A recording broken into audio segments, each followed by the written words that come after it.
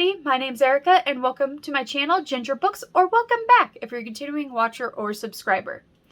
As you can tell, today I am bringing you the second video in my fun little project that I'm doing, which is rereading A Court of Thorns and Roses series, because I could not convince myself not to reread it, but I needed a little bit of a pick-me-up.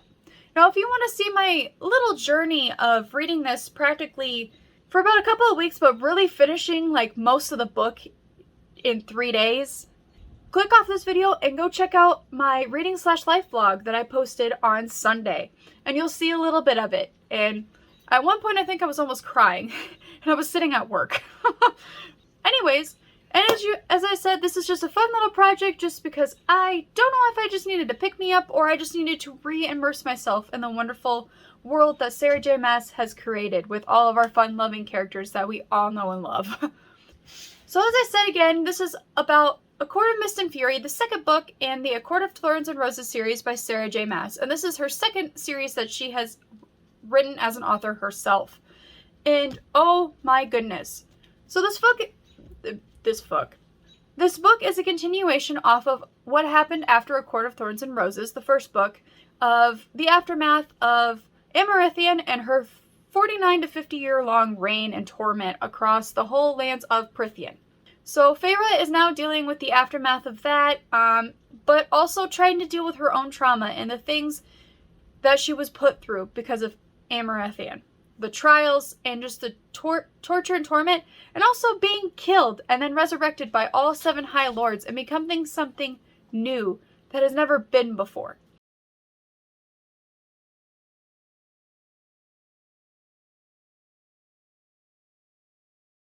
Which we find out later in the book is pretty much a High Lady of Prythian, a first of her kind in thousands of years. However, this is where we all know, if anybody has read this book, the end to her and Tamlin's relationship. Now, I should have put at the beginning, I do apologize. I will be saying spoilers because this is an in-depth review. So if you have not read this book, I highly recommend you click off of this video and go read it and then come back. Tamlin has not really dealt with his own trauma, and the way he was kind of raised to how to treat women was not very well. As he's trying to look for a way to take the mark off of that binds her to Rhysand, who is the High Lord of the Court of Night, or the Court of Nightmares that they believe that he is in charge of. He pretty much doesn't realize that he is literally not noticing any changes that's going on with Feyre, and just leaving her to pretty much be consort and the lady of the house and not anything more. Pretty much what he's used to any lady in like the summer court or even the spring court would be, which is pretty much a pretty thing put on a pedestal. So poor Feyre, who is so much more than that, we know that, is just pretty much wasting away. She is breaking apart because she wants Tamlin to notice that, you know, she's changing. There's something inside of her that she's scared of. There's so much trauma, and trying to hold herself together until it pretty much bursts out in their wedding day, because they're set to get married and she doesn't feel like she has a voice and she just wants out. And that's when Rhysand comes in and saves her. 3 months of not seeing him, and he shows up because of the call. And this is where you start seeing the first hint of who Rhysand and Feyre are to each other, which we all know, since I can say the spoiler, are mates. And just the whole connection throughout, and just this whole story of Feyre finding out who she really is throughout the whole book. However, of course, when she finds out who she truly is, and Rhysand and her finally, you know, seal a mating bond, trouble strikes again at the end of the book, where the King of Hybern has pretty much screwed everybody's plans, and now she is back to pretty much seek her revenge on Tamlin, because Tamlin sold them out just to get her back. Not listening to what she really needed, only listening to his own wants, which is he's used to doing. So I hope that's a kind of enough of a synopsis for you. I'm not going to go too into detail because we're going to get into that later with my favorite scenes. And you'll understand why this is probably my favorite book out of the whole entire series.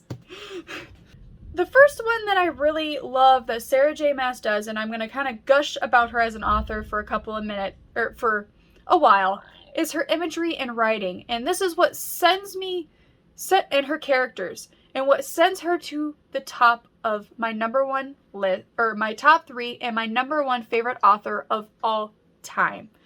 Sorry, Cassandra Clare, you've been dumped down to 2, but you're still in my top 3. You're still one of my reigning queens, but she definitely takes the cake of being one of my favorite authors of all time. And the reason why now I feel like I need to read it for the 3rd time. I'm already planning how I'm going to read it again. But her imagery and writing and just her world and the description through Feyre's eyes. Feyre is supposed to be a painter and capturing all of, the beauty and how she's going to paint everything, and how literally when she feels like she's broken in that hole, that she says that through that hole, like in her own words, peeps out, and all of this imagery and how she would paint it, and just the beautiful descriptive words just makes you feel like you literally are Feyre and plop down into this world of just so much beauty and awe, even though you're going through your own trauma, and using it to heal you.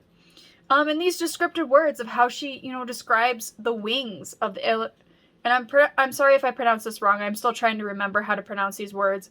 Illyrian warriors. The way she describes Velaris and the beauty of this city and how it's untouched, and just the atmosphere that she tries to hone in, because it's like a polar opposite to the hewn city, and the horror and like the tension and the fear.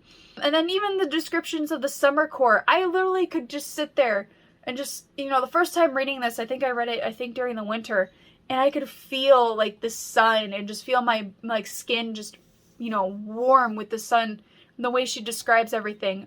It's just such a beautiful world that I wish I could live in. I really wish, and I just want to close my eyes and just go there. It's one of my happy places.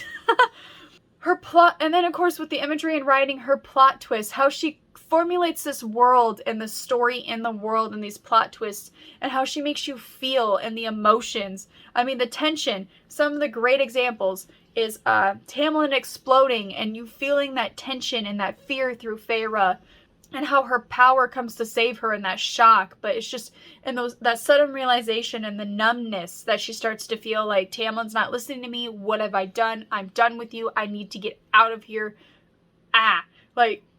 The final realization, or the heartache, the last 200 pages is a huge up and down roller coaster in the heartache that these characters go through, especially Rhys and Feyre. There's just so much I can't, I'm just so awestruck that I can't even think of a scenario. The heartache, when Rhys gets attacked by those ash arrows, and just Feyre's need to protect him, knowing that, to be honest, she already loved him, but she just didn't want to admit it. The building tension to the smaller climax moments, and the plot, and leading up to the ending with the main, story as it drags along, and also the relationship between Rhys and Feyre, and that, the huge climactic moment, which is chapter 55, which everybody knows who has ever read this book, what chapter 55 is. And so, of course, I'm mentioning Rhys and Feyre and the characters a lot. So the second thing, of course, is the characters. Feyre herself is a main character, and she is one of my favorite female main characters of all time now, just through the second reading. Her struggles and trauma, the way they're portrayed of, she puts up this very strong front, but she starts to crack, and she's already kind of broken at the beginning. She's very strong, but it's kind of like a wall she hides behind. It's kind of like Rhys does, so that they don't actually realize how broken she kind of is inside of, wanting this dream as a human. And then she comes over the wall, and then Amarithia practically almost shatters her on the second trial with, somehow she either she had an inkling, or she found out that she was I cannot even say the word, wow. But she couldn't read or write, and use that against her. But even though that was a really great moment for Rhys to come in and swoop in and try to keep her together, but her struggles and trauma throughout even the beginning of the second book of literally falling apart, and because she's finding out that Tamlin is probably not the best for her, because Tamlin's trying to protect the frail human that she was, instead of what now she has become, which is so much more. She's become immortal. She's the first pretty much immortal of her kind in 1,000 years that Prithian has seen. But instead of, listening to her, she shut her out. And that's the last thing that Feyre wanted, was to be somebody's equal, or to be shut out, and she wanted to be somebody's equal. And seeing Rhysand give her that. These are different plot points I'm even talking about in the development of, finding these out. That's just a snippet of those that you see throughout the book, and Feyre finally finding herself towards the end while she's, growing with Rhysand.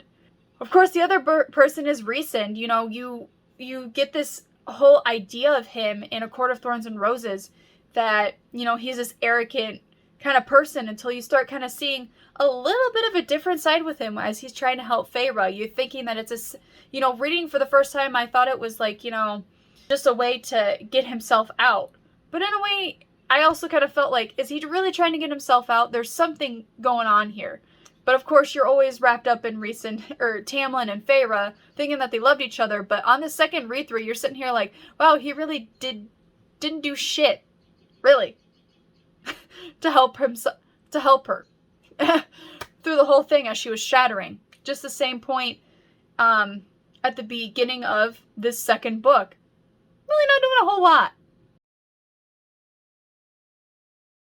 Rhysand, literally showing a different side of him. He still has the arrogant and cockiness to him, but it's out of love and trying to keep a smile on Feyre's face as she's trying to struggle through her trauma and work through it, and just getting her to laugh and, obviously fall in love with him, even though he says in chapter 54 that he wanted her to fall in love with him on his own accord, and to be honest, he wanted it to be a slow burning type of love. Now, of course, I'll talk about in a minute, because obviously that was one of my favorite things about the book, but also the side characters. You learn about Mor, Asriel, Cassian, and I think you learn more about them in the third book too, in Court of Wings and Ruin. But it's enough depth and backstory that Sarah J. Maas just pays attention and details it out, because they could be spin-off series. Every character matters, no matter how insignificant you feel like they are. They have their own backstory. She's flushed it out so that they have more depth than just being some side character that helps along the way or something like that. Even down to the surreal. Come on. It's beautiful. Beautiful. Now, of course, I mentioned it, the slow burning relationship and love interest. It's a really hate-filled, with trauma to love and mates throughout this whole book. 55 chapters. And if we want to go a little bit longer, even in Court of Thorns and Roses, there was an instant attraction, but Feyre was just like, I ain't having anything of you because you are ignorant and swag. You mean bad business to me. I'm in love with Tamlin. But it's still that whole slow burn relationship, and also knowing the foreshadowing moments of it. It's just the bantering, they completed each other even when Feyre didn't even realize it, or even you as a reader didn't realize it. They completed each other. The unraveling through the whole thing to get to chapter 55, and just, the way Rhysand opens up little by little and letting her in, letting Feyre, giving her own mind and her own free will back to her, and letting her, with some helpful nudges, find herself again. And the healing that they both, endured with each other. And Rhysand finally opening up and realizing, his biggest fear, which is everything that he loves being ripped away from him. And that's why he's very, very protective over the people he loves. Because they have been ripped away from him. Whether physically, like death, like his mother and his sister, or, him being ripped away from his loved ones for 50 years and being literally a spy and a whore to a very horrible fae. It's just, there's just not enough words to describe this slow love. It just not enough. This Rhysand and Feyre's relationship, and this slow hate to love and burn. And it sets it above the rest, that I feel like I'm always going to compare everything I read to this one. It's so bad, but so good. Okay, so now that we're done with, the huge things I really loved about this book and that Sarah J. Maas does, that I really, really love and will hold every other book to now that I read, we're going to get into my favorite scenes, which are a lot. So bear with me. Bear with me. Or I should say the wedding scene of Rhysand literally coming to the rescue for Feyre, and the first time you hear, "Hello, Feyre, darling." I can't get enough of that. It gives me goosebumps and chills every time of her swooping in, even though that was not her saving grace, but to be honest, at this point, I think she would have taken anybody to whisk her away from that wedding scene, because she knew that this was a bad idea. And then the whole shoe scene, how she threw her shoe at Rhys's head, that was so comical. I was dying laughing for a good 5 minutes because I forgot about that scene and how intense and funny that was. And how taken back Rhys was just like, excuse me? You still have enough fight left to throw a shoe at me?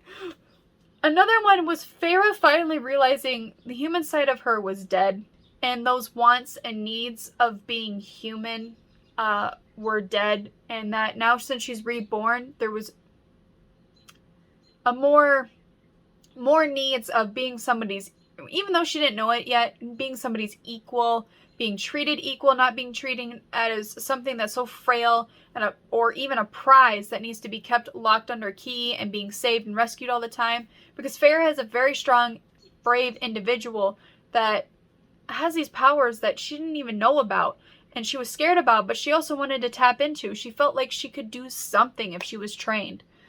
And of course, Tamlin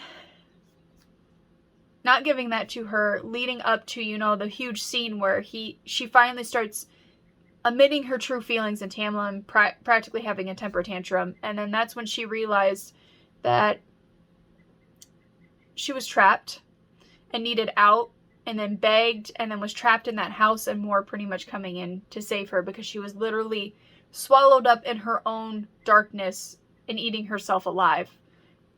Those scenes.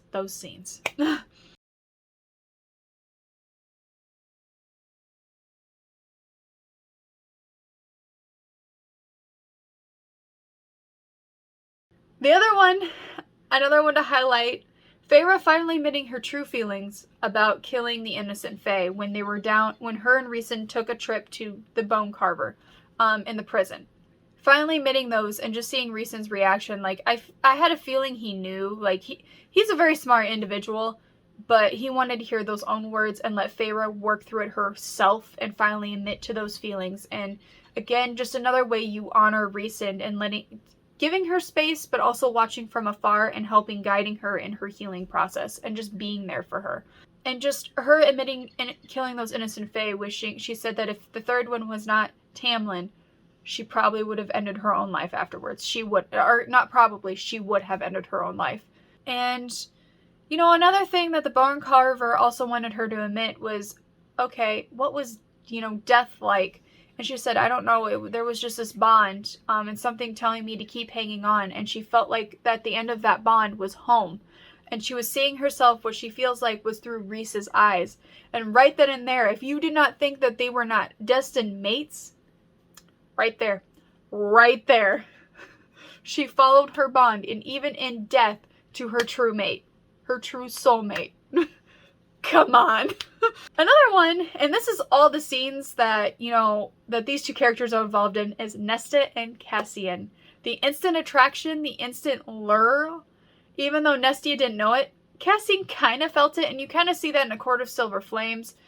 How Cassian kind of already knew from their first interaction that you're different, and felt the kind of pull towards her as a human, but you definitely see it again at the end when she comes out of the cauldron, and him trying to crawl to her, and then even before then, the vow to protect her and her and Elaine, and then of course there's more to come, but that's for another book and another review. Then the other one, end of chapter 28, with Amren and the jewelry she gave Feyre. to go into the prison because she was having PTSD because it reminded her of going under the mountain. And Amren, kind of giving her a piece of jewelry saying that this has power. It will make sure that get you out of the prison. And then, of course, at the end of chapter 28 saying, girl, thanks for giving it back to me, but really, it holds no value. I just literally found it at the end of my jewelry drawer that Rhysand gave me maybe like 200 years ago. All that whole power was you. Chef's kiss. Thank you, Amren. And then the scenes with the summer court with Rhysand and Feyre. The whole jealousy, where Feyre starts kind of realizing that she's really jealous when she's seeing the princess and Rhys practically flirting in front of her, so she turns around and gets Rhysand jealous too. Oh, love. Favorite scenes. Especially the one where he has her, she's playing around with his emotions and bantering around with him, practically getting him pissed. And he just has her kind of up against the dresser and like locked in kind of like his cage of his arms, and I'm just like... Another one on page 399, that famous line that has everybody making memes and TikToks about, which is the wingspan, meaning something else. Thank you, Feyre.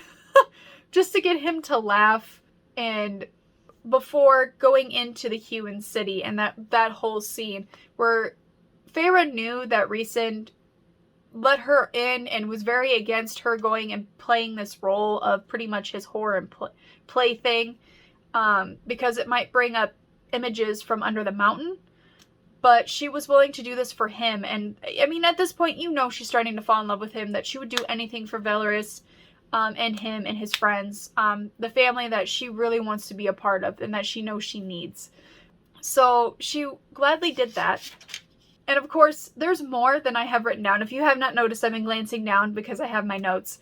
But there's more. I mean, after the Human City, the other, where they're in the inn. The classic inn scene. Oh, it makes me smile. And then Starfall, especially leading up for it, when Rhys and Feyre had a big fight. Was the Starfall for the inn, or I don't remember. The Starfall, everybody would get that, the big smile.